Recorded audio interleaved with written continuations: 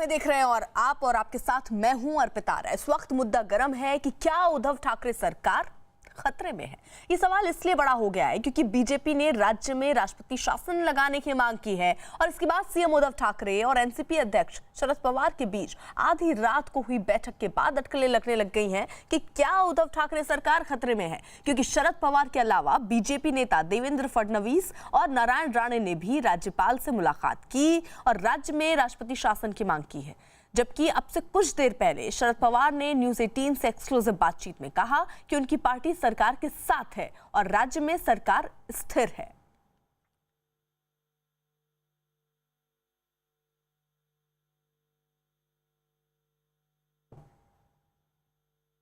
उद्धव सरकार में शामिल कांग्रेस के नेता संजय निरुपम ने कोरोना से लड़ाई के मुद्दे पर अपनी ही सरकार को घेरा है। कि हमारी सरकार है वो कामयाब नहीं है, एकदम सब बिखरा बिखरा हुआ। सरकार कहां है समझ भी नहीं आता है।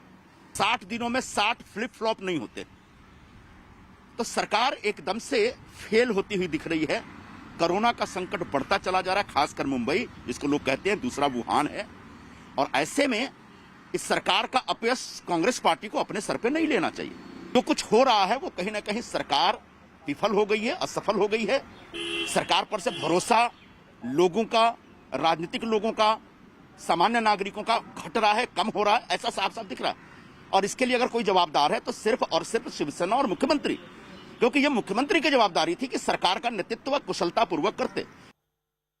अभिषेक हमारे साथ हमारे सहयोगी इस वक्त जुड़ चुके हैं मुंबई से। अभिषेक, जो उठापटक की स्थिति हम देख रहे हैं क्योंकि बैठकों का दौर हो रहा है और उसके बीच राष्ट्रपति शासन की मांग हो रही है और संजय निरुपम खुद अपनी पार्टी पर सवाल उठा रहे हैं, ये किस तरफ इशारा कर रही है? देखिए, ये सीधा इशारा ये है कि कहीं न कहीं राज्य के भीतर जो सत्ताधारी सरकार 3 पार्टियों की है उसके भीतर आपसी तालमेल की कमी है।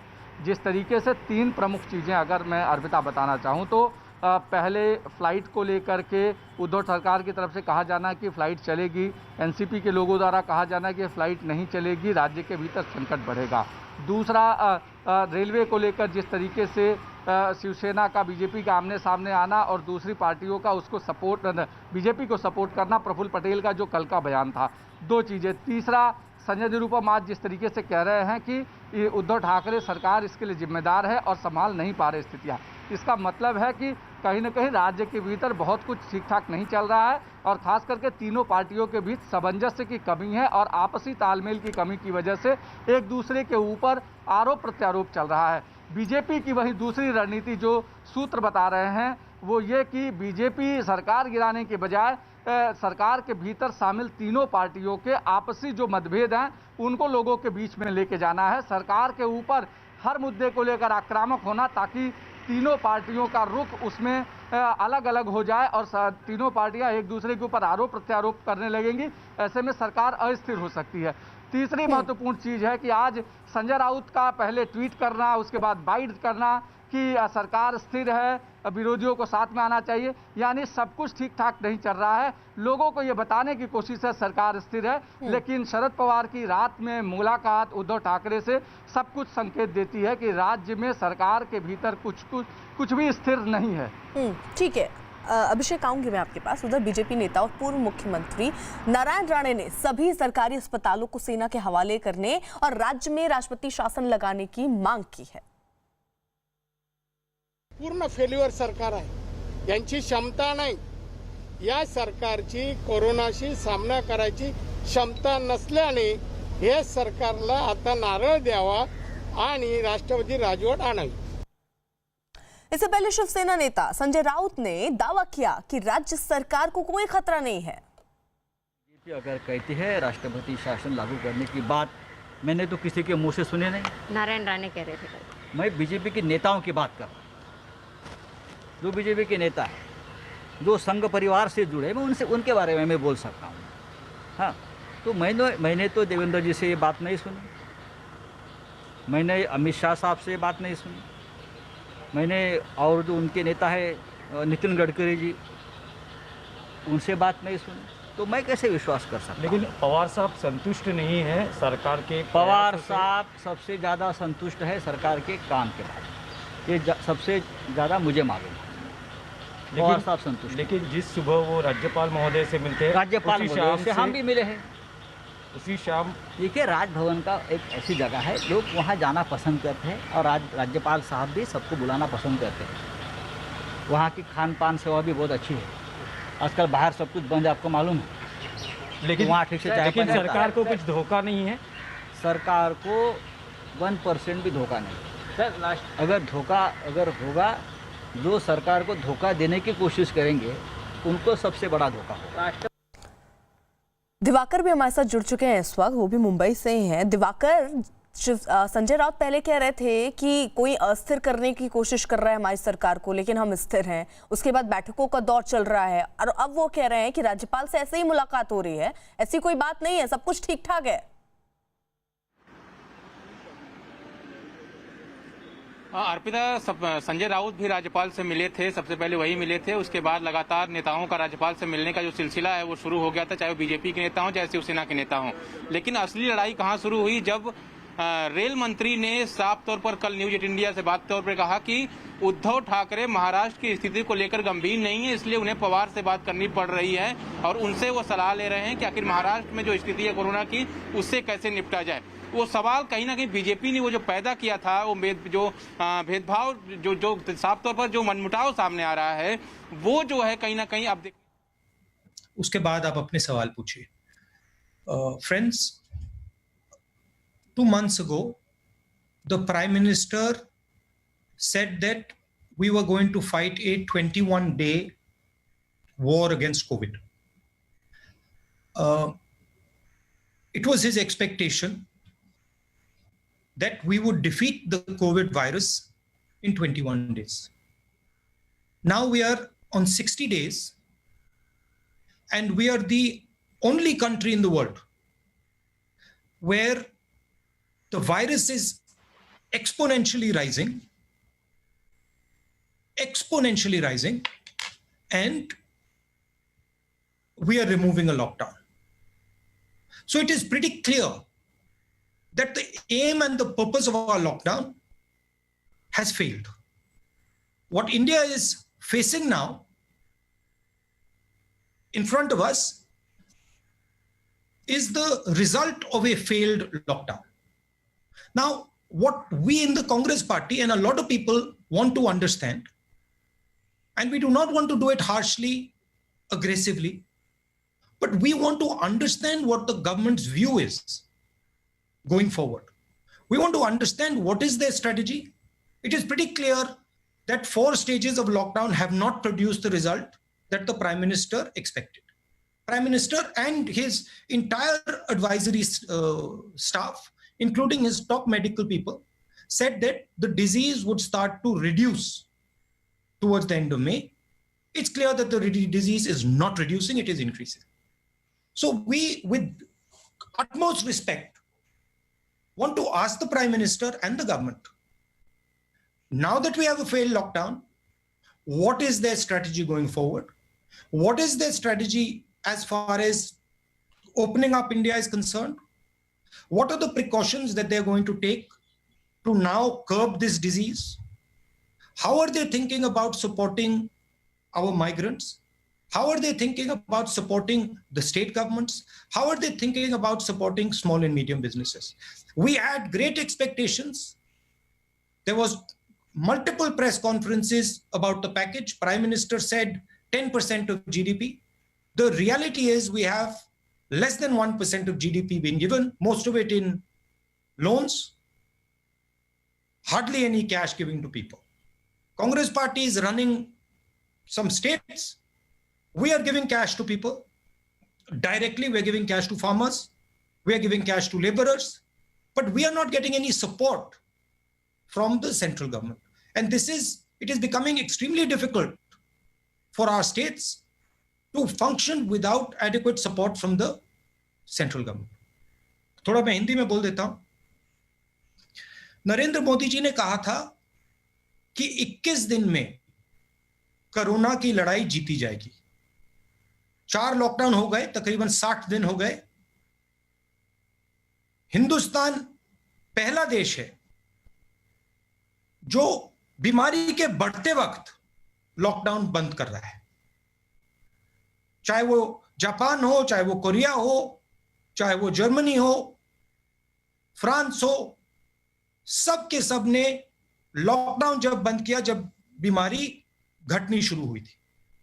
तो यह बात क्लियर है, स्पष्ट है कि हिंदुस्तान का लॉकडाउन फेल हुआ है। जो लक्ष्य नरेंद्र मोदी जी का था वो लक्ष्य पूरा नहीं हुआ। और अब हम बहुत इज्जत से, रिस्पेक्ट से, आदर से सरकार को और प्रधानमंत्री को पूछना चाहते हैं कि अब आपका प्लान बी क्या है। बीमारी 21 दिन में गायब नहीं हुई, बीमारी बढ़ रही है। आपकी स्ट्रेटजी क्या है? लॉकडाउन को आप किस प्रकार से देखते हैं? इसको आप किस प्रकार से रिलीज करेंगे? जो हमारे मजदूर भाई बहन हैं उनकी आप कैसे मदद करोगे? जो आप हमारे जो छोटे स्मॉल एंड मीडियम बिजनेसेस हैं उनको उनकी आप मदद करना चाहते हो, नहीं करना चाहते हो? क्या प्लान है? तो ये सवाल हम सरकार से पूछना चाहते हैं। ये मैं कोई राजनीतिक पॉइंट स्कोर नहीं करना चाह रहा हूं। मुझे थोड़ी घबराहट है क्योंकि जो होना था वो नहीं हुआ है और देश को मालूम होना चाहिए, सच्चाई एक्सेप्ट करनी चाहिए कि हमें बताया गया था कि 21 दिन में बीमारी को हराया जाएगा। 60 दिन हुए हैं, बीमारी दौड़ती जा रही है, बढ़ती जा रही है। अस्पतालों से मेरी बात होती है, कहते हैं कि बीमारी बढ़ती जा रही है। तो ये सवाल हैं। अब आप अपने सवाल जरूर पूछिए। Thank you, Rahul ji. In fact, there has been some problem at Randeep ji's end, so I'm I've just been told. Ji, so first question is from Kaushik Deka. He's senior editor with Times of India Today Group. Sorry, Kaushik, please go ahead. Ask your question. Unmute yourself. I can't hear you. Yeah. Can you hear me now? Yeah, I can hear you. Hello, Kaushik. Yeah, Mr. Gandhi, how are you? I'm okay. My question is, you have said that lockdown has failed, and you have raised the migrants issue a lot. I saw your video also. So my question is, how did the government fail in handling the migrants, as you have mentioned? Because was it the timing of the lockdown? And the second part is that now most of the migrants, they have returned to their villages. So that is also creating a health hazard for the local people.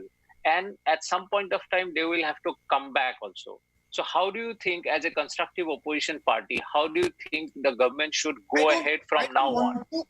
I don't want to go into why the government has failed. That is in the past. I don't want to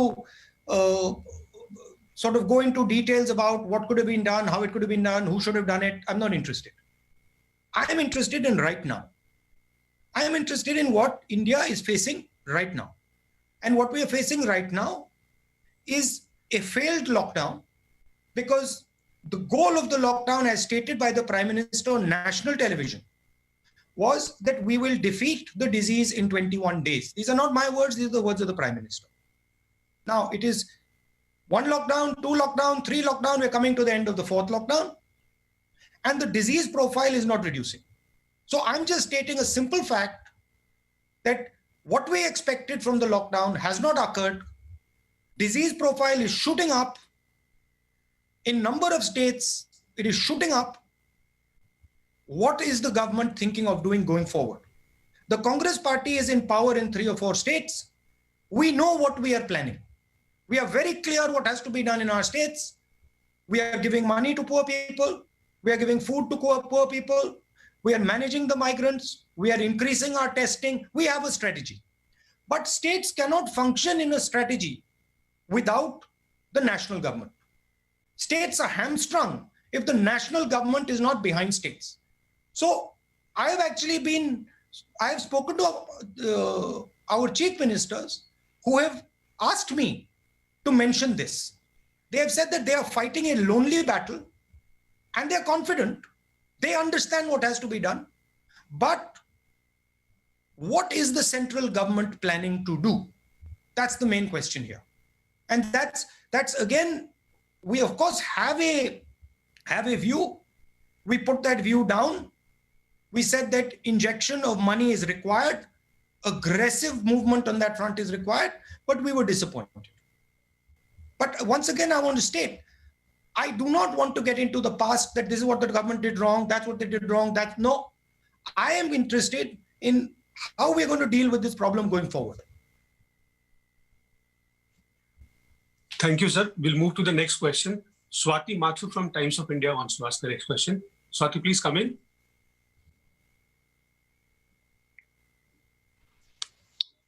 Hi, sir. This is Swati. I hope you can hear me. Yes, we can hear you. Hi, good afternoon. Yeah, so I wanted to ask you that, India has been facing a high level of unemployment even before the coronavirus pandemic began. So since this is a concern which has obviously deepened over the period of over this time, and because India is a country that is in terms of its average age, it's a young country, do you think that India has made a mistake in terms of prioritizing health over the economic crisis that has affected a much larger number of people? You mean in the long term, or you mean right now during the lockdown? Yes, particularly right now, but also right in the context. I don't think that's a binary question. I don't think it is either health or economics. I think we are smart enough, intelligent enough to work a path through that will create a successful compromise between health and economics. So I don't see this as a on-off switch where you either solve the health problem or you solve the economics problem. I think there is a lot of nuance to that. However, India has been facing a very serious unemployment problem, and this is not new. This has been going on. You've heard of Make in India, you've heard of some of those initiatives, and they have not given the result that one expected for whatever reason.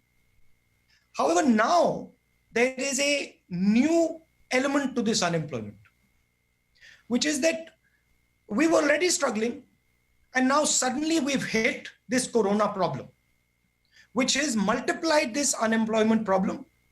As you can see, businesses were shut down. And I'm sorry to say this as a national leader, but many small and medium businesses are going to go bankrupt. The people who work for those businesses are going to become unemployed. And that is why we are raising again and again and again that an injection of capital and injection of money to small and medium businesses is required. It will be fatal if we do not do it. An injection of money to the poorest 50% of India is required. It will be fatal if we do not do it. So yes, there is an unemployment problem, but that unemployment problem has now been compounded massively by the current crisis. And no, I do not think it is a choice between healthcare and economics. I think we are intelligent enough to work out a solution that looks after both.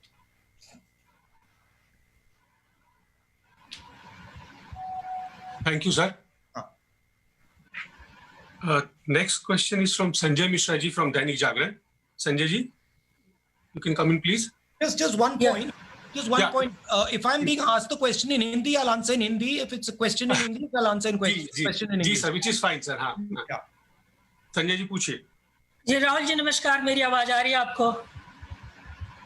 हाँ आवाज आ रही है मगर चेहरा नहीं. हाँ आ गए. जी राहुल जी, एक और बड़ा सीरियस चैलेंज जो है वो देश फेस कर रहा है. भारत एक तरफ कोविड-19 से लड़ रहा है और दूसरी तरफ सीमा पर भी देखें तो बहुत तनाव की स्थिति है. लद्दाख में चीन के साथ बहुत तनावपूर्ण स्थिति चल रही है और एक रिपोर्ट कहती है कि 10,000 से ज़्यादा सैनिक जो है वो भारतीय भूभाग पे आके डटे हुए हैं. दूसरी तरफ अगर आप देखें तो नेपाल के साथ भी हमारा सीमा विवाद, एक नया जो है वो विवाद शुरू हो गया है. तो बाहरी सीमा के मोर्चे पे भी भारत एक बड़े सीरियस चैलेंज का सामना कर रहा है. तो आपको नहीं लगता है कि सरकार की रणनीति यहाँ पे कहीं ना कहीं एक तरह से सवालों के कटघरे में है? देखिए, जो बॉर्डर इशू है,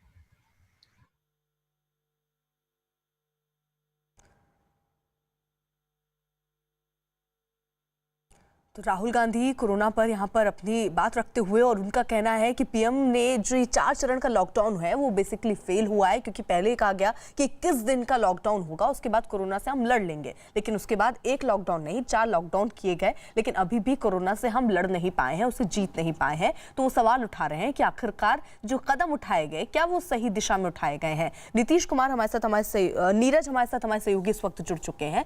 नीरज, राहुल गांधी एक बार फिर से वही उनका मुद्दा कि लॉकडाउन 21 दिन का कहा गया था कि 21 दिन के बाद हम कोरोना से जंग जीत लेंगे, लेकिन 4 लॉकडाउन होने के बाद भी आज भी कोरोना की स्थिति वैसी है, कम नहीं हो रहे मामले। देखिए, बिल्कुल लॉकडाउन को जहां तक पहले लॉकडाउन की बात है तो उन्होंने साफ कहा कि प्रधानमंत्री नरेंद्र मोदी ने जिस तरह से दावा किया था कि 21 दिनों में इस कोरोना संक्रमण को हम लोग रोक देंगे और उसको हरा देंगे, तो 4 लॉकडाउन के बाद भी देश में मामलों की संख्या लगातार बढ़ रही है। और दूसरे देशों का भी उदाहरण दिया कि जिस तरह से दूसरे देश में लॉकडाउन हटाने की प्रक्रिया तब शुरू हुई जब केसेस घट रहे हैं, मौत की संख्या घट रही है, लेकिन भारत में लगातार मामले बढ़ रहे हैं, क्योंकि अभी भी 6000 से 7000 के बीच डेली रोजाना तौर पे केसेस आ रहे हैं कोरोना के।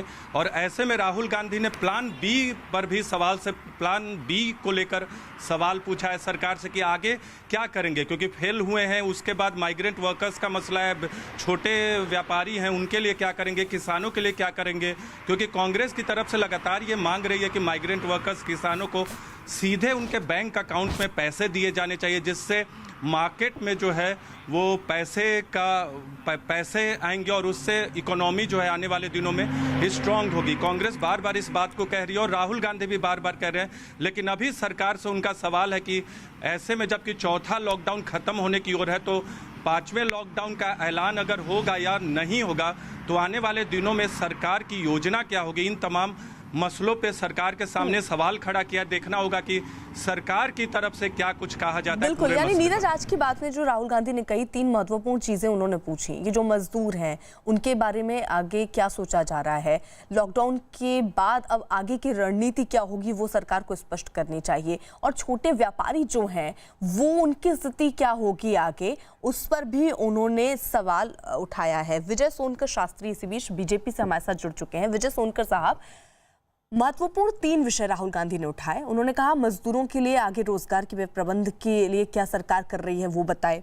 लॉकडाउन 4 खत्म होने की दिशा में है, अब आगे इसके बाद क्या होगा, प्लान बी क्या है वो क्लियर कीजिए। और छोटे व्यापारी जो हैं जिन्हें काफी नुकसान झेलना पड़ा है, अब उनके लिए क्या प्रबंध करने वाली है सरकार? देखिए, राहुल गांधी के जो प्रश्न है, ये प्रश्न वो अपने किसी भी मुख्यमंत्री के माध्यम से सीधे वो प्रधानमंत्री से पूछ सकते हैं, क्योंकि उनके मुख्यमंत्री लगातार प्रधानमंत्री जी के संपर्क में है। दूसरी बात ये है कि राहुल गांधी वैसे भी सीधे भी पूछ सकते हैं, पर वो मीडिया के माध्यम से पूछते हैं। इसका मतलब साफ है कि वो केवल अपने को प्रमोट करने के लिए इस प्रकार की बातें कर रहे हैं, वरना इस प्रकार की बातें उनको करने के पहले बहुत सारे प्रश्न हैं जिनके उत्तर ऑलरेडी सैकड़ों बार मीडिया में दिया जा चुका है, सरकार के तरफ से मीटिंगों में भी दिया जा चुका है। सरकारी एजेंसियों ने अच्छे ढंग से इन सब उनके प्रश्नों का उत्तर दिया है, पर वो जानबूझ करके कोई प्रश्न उत्तर लेना ही नहीं चाहते, क्योंकि उनको प्रश्न करना है और विरोध के नाते विरोध करना है, आरोप लगाने के नाते आरोप लगाना है।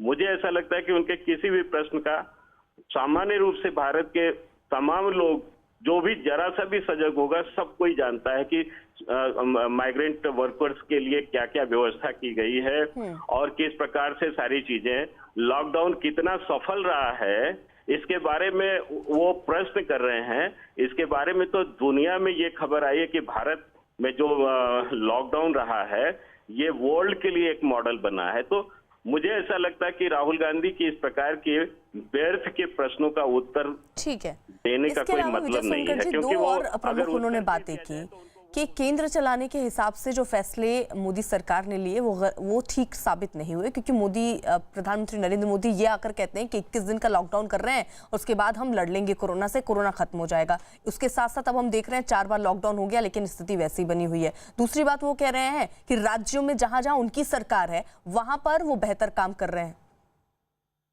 अब क्या बेहतर कार्य कर रहे हैं पूरी थू कर दिया है पूरा देश ने महाराष्ट्र की गवर्नमेंट को, जहां उनकी सरकार कोलिशन में है। राजस्थान का मॉडल देखिए कि किस प्रकार से वहां पर स्थिति बदतर बनती चली गई, और वहां पर वो जो माइग्रेंट वर्कर्स हैं उनके ऊपर कैसी घटिया राजनीति की गई। अगर उनकी ही सरकार की बात किया जाए तो आप देखिए कि आपके छत्तीसगढ़ में जो निर्णय लिया गया है, आप बताइए कि वहां पर अगस्त तक के लिए 144 धारा लागू कर दिया गया है। ये लॉकडाउन का मजाक नहीं उड़ाया जा रहा है। 144 धारा कोई टाइम पीरियड के लिए होता है कि एकदम से 4-6 महीने के लिए। हमारे साथ इस वक्त जुड़ चुके हैं कांग्रेस की तरफ से चरण सिंह सापरा जी। राहुल गांधी कह रहे हैं हमारे राज्यों की स्थिति बेहतर है, महाराष्ट्र की स्थिति नहीं देखी है क्या उन्होंने, या आपके और राज्यों की स्थिति नहीं देखी है क्या उन्होंने? देखिए, उन्होंने कहा कि ये लॉकडाउन जो है ये अनप्लान्ड था और ये फेल होता नजर आ रहा है और त्रासदी जो है वो बढ़ती जा रही है। विशेष संकेत उन्होंने दिया कि इकोनॉमी जो है वो और भी गिरती जा रही है और ये तब संभलेगी जब हम डिमांड क्रिएट करेंगे, जब लोगों की जेब में सरकार कुछ कैश पैसा डालेगी। जो कांग्रेस डिमांड कर रही है कि हर जनधन अकाउंट में 7,500 रुपया डालिए, हर श्रमिक के अकाउंट में 7,500 रुपया जाना चाहिए, या जिसका अकाउंट नहीं है उसको कैश पैसा उसकी जेब में जाना चाहिए। तो कांग्रेस पार्टी और राहुल जी ये कह रहे हैं कि जब तक हम कैश इस इकोनॉमी में नहीं इन्फ्यूज करेंगे तब तक डिमांड नहीं क्रिएट होगी। आप कितना ही कर्ज देते जाओ, सप्लाई शुरू हो जाएगी, लेकिन सप्लाई भी कितनी चलेगी जब डिमांड नहीं होगी। तो इस पर बात कर रहे हैं। आप मुझे ये बताइए, ये जो मजदूर हैं इनको अगर हम आप कह रहे हैं केंद्र सरकार जो है वो 7,000 रुपए उनके अकाउंट में दे दे या फिर उनको कैश दे दे, ये कितने महीने तक दे दे? ये 3 महीने तक पहले ही कहा हुआ है। 3 महीने तक केंद्र की सरकार को हर महीने 7,500 रुपया, जो 50% या 40% हमारी गरीब पॉपुलेशन है उसको देना पड़ेगा। उसके लिए अगर हमारी ठीक है, मैं आप सभी को यहाँ रोक रही हूँ। नीरज भी हमारे साथ है। नीरज, जिस तरीके से यहाँ पर कांग्रेस की तरफ से कहा जा रहा है कि पैसे जो हैं वो आप खाते में दे दीजिए या आप कैश दे दीजिए, यहाँ केंद्र सरकार ये कह रही है कि हम पूरी रणनीति बना रहे हैं, क्योंकि हम कितने महीने इन मजदूरों को पैसे दे देंगे, 3 महीने 4 महीने, लेकिन जरूरी है कि हम इनके लिए रोजगार पैदा करें। देखिए, कांग्रेस ने जो मांग की है उसका कहीं ना कहीं आधार ये है कि न्याय योजना की जो परिकल्पना चुनाव के वक्त 2019 के चुनाव के वक्त कांग्रेस ने सामने रखे थे, उसी परिकल्पना के आधार पे ये मांग की गई है कांग्रेस पार्टी की तरफ से। क्योंकि कांग्रेस का ये मानना है कि अगर अगले 3 महीनों तक लगातार सीधे बैंकों में पैसे दिए जाए तो डिमांड बढ़ेगी और अर्थव्यवस्था की स्थिति जो आने वाले दिनों में जीडीपी का ग्रोथ रेट कम होगा वो बढ़ सकता है। तो एक तरह से अर्थव्यवस्था को संभालने की बात है और इसके साथ साथ जो गरीब लोग हैं उनको आय का भी एक साधन बन जाएगा सरकार की तरफ से। लेकिन सरकार के सूत्रों का ये कहना है कि माइग्रेंट वर्कर्स की पहचान एक बड़ी समस्या है। हालांकि जनधन जो अकाउंट है उसमें कुछ पैसे लोगों को गए हैं, लेकिन इस तरह से एकमुश्त राशि सरकार की तरफ से नहीं गई। और सरकार बार बार ये भी कहती है कि किसानों को जो किसान योजना के तहत 2,000 रुपये 3-3 महीने पे जाता है सरकार की तरफ से, वो एक आधार है कोरोना के वक्त में। लेकिन कांग्रेस की मांग अलग है कि एक मुश्त राशि दी जाए तमाम माइग्रेंट वर्कर और गरीब परिवार के लोगों को, ताकि मार्केट में डिमांड। बिल्कुल, चलिए नीरज, आप नजर बनाए रखिएगा।